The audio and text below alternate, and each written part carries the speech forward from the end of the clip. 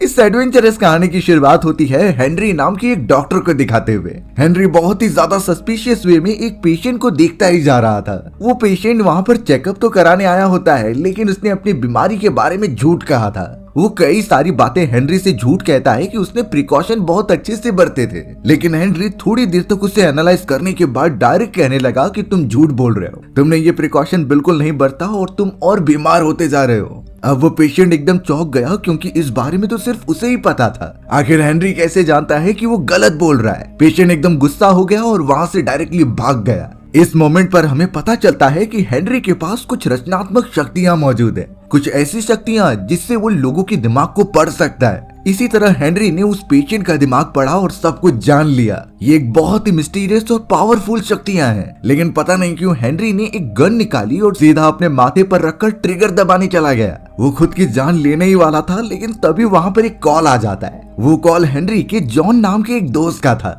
John Henry से कुछ बातें करता है और उसे अपने बचपन की यादें दिलाता है। ये सारी चीजें बात करने पर हेनरी अब रुक जाता है। अब तो हमें जॉन को ही दिखाया गया जो कि स्कूल में हेड मास्टर का काम किया करता था। थोड़े ही देर में जॉन के सामने डेविड नाम का उसका एक स्टूडेंट आ जाता है। डेविड के खिलाफ जॉन के लिए कंप्लेन होती है, इसीलिए जॉन ने उसे यहाँ पर बुलाया है। जॉन साफ कहता है कि एग्जामिनेशन वाले दिन तुम यहाँ पर थे ही नहीं, तुम तो अपने फैमिली के साथ बड़े मजे से घूम रहे थे। लेकिन फिर भी जॉन के हाथों में डेविड द्वारा लिखा गया एग्जामिनेशन पेपर है, यानी ये साफ बात है कि डेविड ने पैसे देकर चीटिंग की है। अब डेविड इतना ज्यादा चौंक गया था क्योंकि ये बातें तो किसी को नहीं पता थी। आखिर जॉन ये कैसे जानता है? जॉन ने तुरंत ही डेविड का वो पेपर फाड़ दिया और उसे बहुत ही कड़ी पनिशमेंट दी ताकि वो आगे चलकर भूले ना। इस मोमेंट पर भी हमें पता चला कि जॉन के पास भी वही शक्तियां हैं जो हेनरी के पास थी, यानी कहीं न कहीं हेनरी और जॉन एक दूसरे से इंटरकनेक्टेड हैं। सिर्फ इतना ही नहीं, हमें तो पीट नाम का भी एक आदमी दिखाया जाता है जो कि एक शोरूम में कार्स का सेल्स मैनेजर था।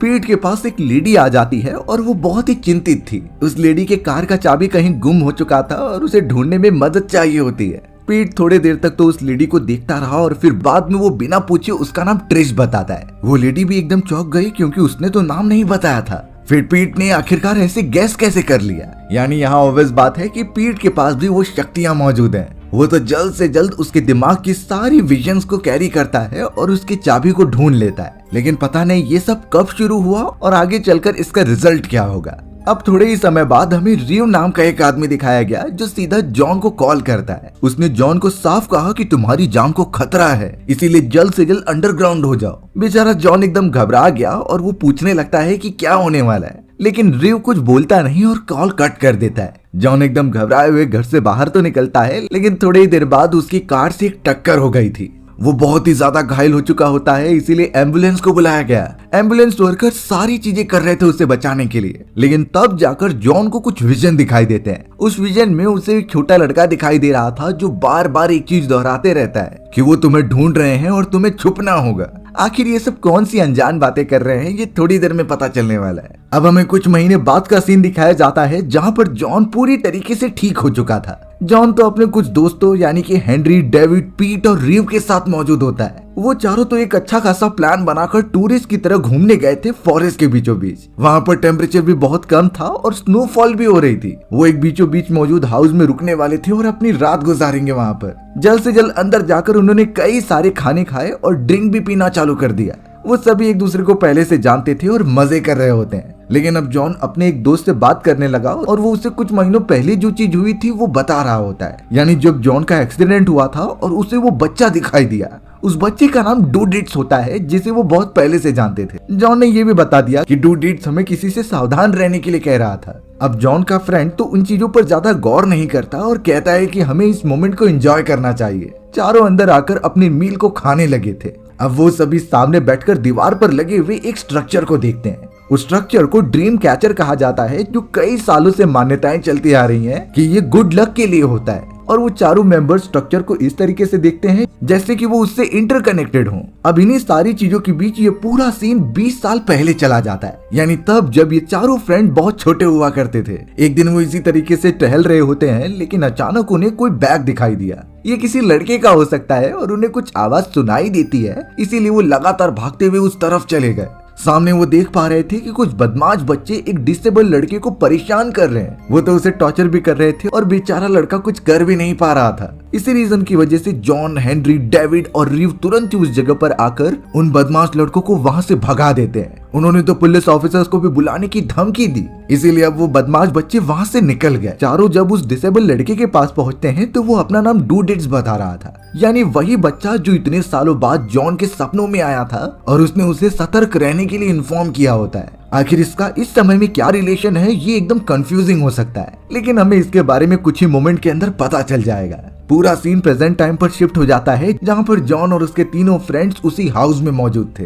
सुबह का समय हो चुका था और उन्हें शिकार के लिए भी निकलना था। हमें तो पीट और हेनरी दिखाए गए जो कि गाड़ी में बैठकर निकल पड़ते हैं फॉरेस्ट के अंदर शिकार करने के लिए, यानी घर पर अब सिर्फ जॉन और रिव मौजूद थे।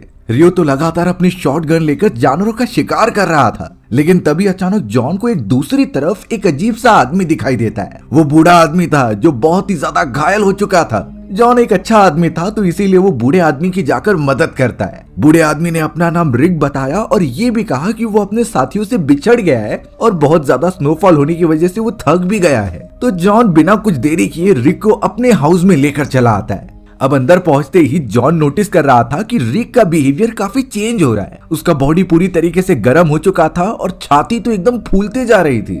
थोड़ी देर में वहां पर रियो भी पहुंच जाता है, जिसे कि जॉन ने रिक के बारे में सब बताया। जॉन ने तो रिक को सूप भी पीने के लिए दिया, पर अब पता चला कि जिस तरीके से उसका सीना फूला हुआ था अब उसका उसी तरीके से पेट फूला हुआ है। जॉन और रियो दोनों ही मिलकर रिक की अच्छी तरीके से देख रेख कर रहे थे। उन्होंने तो उसके ऊपर से कंबल भी डाल दिया, लेकिन हमें दिखाई देता है उसके पेट में मूवमेंट, यानी कोई अजीब सी चीज थी जो यहाँ से वहां उसके पेट में घूम रही होती है। अब ये सारी अनजान चीजें क्या थी ये जॉन और रियो को समझता नहीं, लेकिन जॉन को इतना तो पता चल गया था कि रिक की हालत बहुत खराब है। इसका इलाज यहाँ पर नहीं हो सकता, इसे हॉस्पिटल लेकर जाना होगा। अब दूसरी तरफ हेनरी और पीट लगातार कार के अंदर जा रहे होते हैं, तभी अचानक उनके रास्ते में एक लेडी आ गई। उस लेडी को बचाने के लिए उन्होंने अपनी कार दूसरी तरफ घुमाई, जिससे कि उसका बैलेंस बिगड़ गया। बहुत ज्यादा स्नोफॉल होने के कारण कार स्किड हो जाती है और वो पूरी तरीके से पलट गई थी। थोड़ा रोल होने के बाद जब हेनरी और पीट बाहर निकल रहे थे तो उन्हें मेजर चोटें नहीं आई थी। पीट का सिर्फ पैर ही थोड़ा जख्मी हो गया था। जल्द से जल्द हेनरी और पीट अपने आप को बाहर निकालते हैं और उस लेडी को देखने के लिए चले जाते हैं। यहाँ घर के अंदर जॉन और रियो एक दूसरे से बात कर ही रहे थे, तो अभी फॉरेस्ट में कुछ तो हलचल होने लगी। वो विंडो के रास्ते से देखते हैं कि फॉरेस्ट के सारे जंगली जानवर भाग रहे हैं और जानवरों का इस तरीके का बिहेवियर तभी दिखाई देता है जब उन्हें ऐसा महसूस हो कि खतरा आने वाला है। आखिर फॉरेस्ट में ऐसी कौन सी चीज आ गई है ये उन्हें नहीं समझता। थोड़ी ही देर में उस जगह पर एक मिलिट्री हेलीकॉप्टर मंडराने लगा। जॉन और रियो तो तुरंत ही बाहर निकल जाते हैं और जो क्रू मेंबर्स थे वो उनसे मदद मांग रहे थे, क्योंकि रिक नाम के उस बूढ़े आदमी को मेडिकेशन की जरूरत थी।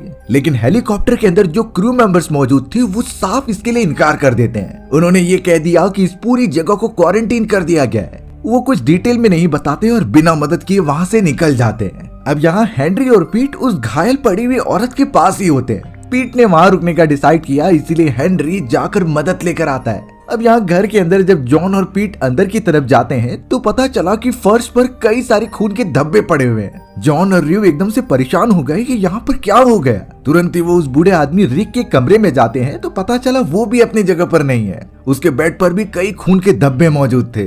पूरा घर छान मारने के बाद आखिरकार उन्हें टॉयलेट से कुछ आवाज आई। वो जब रिक को पूछते हैं तो रिक यही जवाब दे रहा था कि मेरा पेट शायद खराब हो चुका है, लेकिन उसमें से किसी के गुर्राने की आवाज आ रही थी, जैसे उसके अलावा कोई और भी मौजूद है। जॉन और रियो इससे एकदम परेशान हो चुके थे और लगातार दरवाजा तोड़ने की कोशिश करते हैं। बहुत जोर से धक्का लगाने के बाद आखिरकार जब दरवाजा ओपन हुआ तो दोनों ही दंग रह गए, क्योंकि वो पूरा रूम एकदम से खून से लथा हुआ था और वो बेचारा बूढ़ा आदमी वहीं पर मर गया होता है। उसकी पूरी बॉडी एकदम से फट गई थी, जैसे कि कोई उसके अंदर से डेवलप होकर बाहर निकला है। अब टॉयलेट के अंदर से कोई तो अजीब सी चीज हलचल करती है, जैसे कोई बाहर निकलने वाला हो। तुरंत ही रिव उसके ऊपर जाकर बैठ जाता है ताकि वो बाहर ना निकल सके।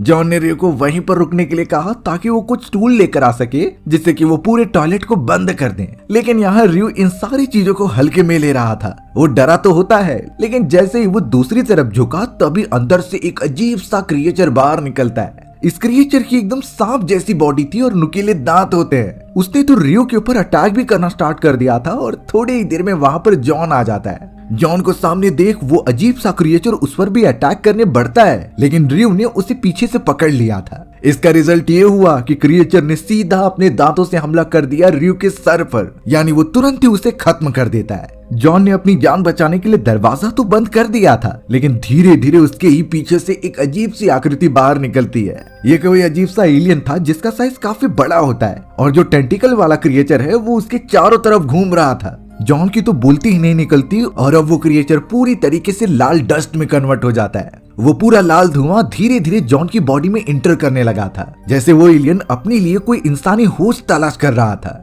जॉन के अंदर ही वो एलियन मौजूद है। अब तक ये किसी को बात पता नहीं चली है। अब हमें एक मिलिट्री फैसिलिटी दिखाई गई जहाँ पर कई सारे लोगों को बंदी बना कर रखा गया था। ये एक्चुअली में वही ऑफिसर्स होते हैं जो कि हेनरी और उसके घर के पास आए थे। उनके हिसाब से इस पूरी जगह पर कोई अनजान तरीके का वायरस आया है, और उसी वायरस से सिटीजन्स इन्फेक्ट ना हो तो उन्हें क्वारंटाइन कर दिए गए। उनकी छानबीन जोरों शोरों से चल रही थी। अब उसी जगह पर हमें दो ऑफिसर दिखाए जाते हैं, जिनमें से एक का नाम ओवेन तो दूसरे का नाम कर्टिस था। कर्टिस एक बहुत ही बहादुर ऑफिसर होता है। इतने सालों से उसने कई सारे मिशन किए, लेकिन एक मिशन पर वो अटका रहा है। वो मिशन होता है एलियंस का, यानी वो कई सालों से इसी फॉरेस्ट के अंदर एलियंस की सीइंग पर रिसर्च कर रहा है। कर्टिस के रिपोर्ट्स के हिसाब से एलियन की एक स्पेसशिप यहाँ पर लैंड हुई है। वो स्पॉट कौन सी है और एलियन कौन सा है ये अभी तक पता तो नहीं चला, लेकिन इसके सबूत उसे कई बार मिले हैं। लेकिन अब कर्टिस चाहता है कि कैसे भी वो एलियंस का पता लगाए। थोड़ी ही देर में वहाँ पर कर्टिस की टीम का एक ऑफिसर आता है, जिसने कि कर्टिस द्वारा बताए गए रूल्स को फॉलो नहीं किया था। कर्टिस इतना ज्यादा स्ट्रिक्ट होता है कि उसने तुरंत ही अपने स्टूडेंट्स के हाथ पर गोली चला दी। ये पूरी चीजें डिक्टेट करती थी कि कर्टिस की कही गई बात माननी ही होगी, और वो जिस चीज पर भी टिक जाता उसे करके ही रहता। हमें तो अब उसी स्नोवी फॉरेस्ट में पीट दिखाया जाता है जो उस घायल लेडी के साथ मौजूद था। वो घायल लेडी बिल्कुल भी रिएक्ट नहीं करती और एकदम बेजान हो चुकी होती है। हमें दिखाया गया कि उसी लेडी के बॉडी में से वही स्नेक टाइप का क्रिएचर निकल गया है, और ये बातें पीट को अभी तक पता नहीं थी। वो आराम से उस जगह पर आग जलाकर फ्रेश होने के लिए चला गया। अब जैसे ही वो हल्का होता है तभी झाड़ियों के पीछे से आवाज आई, और वही टेंटिकल वाला क्रिएचर उसके मेन पार्ट पर हमला कर देता है। पीट तो क्रिएचर से बचने के लिए कई जगहों पर कूदते जा रहा था, लेकिन उसका कुछ फायदा नहीं होता। लेकिन आखिरकार पीट ने जलती हुई आग की मदद से उस क्रिएचर पर हमला किया, और वो टेंटिकल वाला क्रिएचर वहां से दूर चला जाता है। पीट को बिल्कुल नहीं समझ रहा था कि ये आखिरकार कौन है। अब हमें जॉन दिखाया जाता है जो उस एलियन द्वारा इन्फेक्ट हो चुका है। उसके बॉडी में अभी भी वो जादुई एलियन मौजूद है जो ऑब्वियसली उसे कंट्रोल कर रहा है। जॉन जब आगे बढ़ रहा था एक मशीन की मदद से, तो हेनरी की नजर उसकी तरफ गई। हेनरी देखते ही पहचान गया कि ये तो उसका दोस्त जॉन नहीं है। उसके बॉडी में कुछ तो चेंजेस महसूस हो रहे हैं। ये सब उन्हें पता चल रहा था अपनी वो जादुई पावर्स की मदद से। थोड़ी ही देर में जॉन को घायल पड़ा हुआ पीट मिल जाता है। पीट ने भी जैसे ही जॉन को टच किया तो उसे सच्चाई पता चल गई। वो तो जॉन से कहने लगा कि तुम आखिरकार कौन हो और उसके बॉडी में क्या कर रहे हो। जॉन के अंदर मौजूद वो एलियन ये देखकर बहुत हैरान हो रहा था, क्योंकि वो पूरी तरीके से उसके शरीर में समाया हुआ है। फिर आखिरकार इन इंसानों को इसके बारे में कैसे पता? जॉन साफ पूछता है कि शहर जाने का रास्ता कौन सा है। तब जाकर पीट अपनी जान बचाने के लिए उसे बता देता है कि कैसे पहुंचा जाए। जॉन के अंदर मौजूद वो एलियन ऐसे इंसानों को देखकर चौंक गया था, इसीलिए वो मशीन के ऊपर अपने साथ पीट को भी लेकर जाता है। अब हमें हेनरी दिखाया गया जो ट्रेवल करते हुए आखिरकार अपने घर की तरफ पहुंच गया होता है। अंदर जाते ही कई सारे खून के धब्बे दिखाई दे रहे थे, और रियो की डेड बॉडी भी वहाँ पर मौजूद होती है। हेनरी ने जब बेड पर देखा तो पता चला वो क्रिएचर मौजूद है, और उसने अपने चारों तरफ अंडे दिए हैं, यानी वो अपने अंडों की सुरक्षा कर रहा है। जैसे ही वो क्रिएचर डर फील करता है हेनरी द्वारा, तो वो अपने नुकीले दांतों से उस पर अटैक करने के लिए बढ़ा। पर अच्छी बात हुई कि हेनरी के पास गन मौजूद थी, जिससे कि उसने क्रिएचर को मल्टीपल शॉट देकर मार दिया। अब थोड़ी ही देर के अंदर वो अंडे भी फूटने लग जाते हैं। उसके अंदर जो क्रिएचर के छोटे छोटे बच्चे थे वो धीरे धीरे हेनरी की तरफ बढ़ने लगे, यानी उनके अंदर उतने छोटेपन में भी पता है कि हमें क्या खाना है। हेनरी को बहुत गुस्सा आ रहा था, इसीलिए उसने छोटे क्रिएचर्स को अपने पांव से मार दिया और कुछ को जलाकर राख कर दिया। इसी पूरे प्रोसेस में उनका वो स्ट्रक्चर भी जल जाता है जो उन्होंने बचपन में बनाया था। ये सारी चीजें हेनरी को वो बातें याद दिलाती हैं कई साल पहले की, यानी जब वो सब छोटे हुआ करते थे और उन्होंने उस डिसेबल लड़के को बचाया था। उस मोमेंट के बाद डूडिट्स नाम का वो डिसेबल लड़का उनके साथ ही रहने लगा। धीरे धीरे उन बच्चों को ये भी पता चला कि डूडिट्स के पास कुछ अनोखी शक्तियां हैं, और सबसे ज्यादा शॉकिंग बात ये हुई कि डूडिट्स ही वो था जिसने मन को पढ़ने वाली शक्तियां उन चारों को दी थी। यानी आज जाकर जो हेनरी और उसके दोस्तों के पास शक्तियां हैं वो डूडिट्स द्वारा दी गई देन है। यानी लोगों के मन को अच्छी तरीके से पढ़ लेना और समझना। उस समय हेनरी और उसके दोस्तों ने तो गायब हुए बच्चों को भी ढूंढने में मदद की थी और इतने सालों बाद भी वो मदद करते आ रहे हैं दूसरे लोगों की। सीन शिफ्ट हो जाता है प्रेजेंट टाइम में, जहां पर हेनरी लगातार आगे बढ़ रहा था, लेकिन वो ऊपर की तरफ कई सारे मिलिट्री हेलीकॉप्टर्स को देखता है। वो हेलीकॉप्टर्स किसी टारगेट की तरफ बढ़ रहे थे और अपने मिसाइल को फायर कर देते हैं। बाद में देखा गया कि उन ऑफिसर्स ने एलियन की शिप को स्पॉट कर लिया है और वो बिल्कुल भी रिस्क नहीं लेना चाहते कि उसमें से एलियन बाहर निकले और उन पर पलटवार करे। इसीलिए सोल्जर्स ने पहले ही उन पर हमला कर दिया था। मिसाइल्स जैसे ही फायर होने लगी तो स्पेसशिप में जितने भी एलियंस थे वो एकदम तैनात हो गए। उनका यही प्लान था कि वो अपनी शिप को डिस्ट्रॉय करके उन सोल्जर्स को भी मार दे। एक तरीके से उन्होंने चेन रिएक्शन किया और पूरी शिप को ही डिस्ट्रॉय कर दिया था। उसमें एलियंस तो मारे गए, लेकिन अच्छी बात ये हुई कि सोल्जर्स ने समय रहते अपने हेलीकॉप्टर को ऊंचाई पर ले लिया था, यानी उन सब की जान एकदम सही सलामत होती है। नीचे खड़ा हुआ हेनरी सब कुछ देख रहा था अपनी आंखों से। हमें अब इन्फेक्टेड हुआ जॉन दिखाया गया, जो लगातार पीट को आगे लेकर बढ़ रहा था, लेकिन पीट ने कई सारे उससे सवाल पूछे, इसीलिए एलियन गुस्सा हो जाता है। वो थोड़ी देर के लिए अपने एलियन रूप में आता है और पीट को बुरी तरीके से मारकर खा जाता है। उसने तो पीट की एक भी बॉडी के टुकड़े को भी नहीं छोड़ा। अब आगे बढ़ने के बाद इन्फेक्टेड हुए जॉन को एक मिलिट्री ट्रक दिखाई दिया। वो कैसे भी करके उसे रोकता है और उस मिलिट्री ऑफिसर को कहता है कि तुम्हारे ट्रक का दरवाजा खुला हुआ है। जल्द से जल्द वो मिलिट्री ऑफिसर नीचे उतरकर सारी छानबीन करने लगा, लेकिन ये तो ऑब्वियसली इन्फेक्टेड हुए जॉन की चाल थी। जॉन थोड़ी देर के लिए अपने इन्फेक्टेड रूप में आता है और तुरंत ही ऑफिसर को मारकर उसे खत्म करता है। वहाँ पर ऑफिसर का कुत्ता भी था जो लगातार भौंक रहा होता है, लेकिन इन्फेक्टेड हुए जॉन ने उसे खत्म नहीं किया, बल्कि उस कुत्ते को इन्फेक्टेड हुआ मांस खिला दिया। यानी अब वो कुत्ता भी इन्फेक्टेड हो चुका है और एलियन का वफादार बन चुका है। जहाँ भी वो जाएगा ये कुत्ता उसके साथ चलेगा।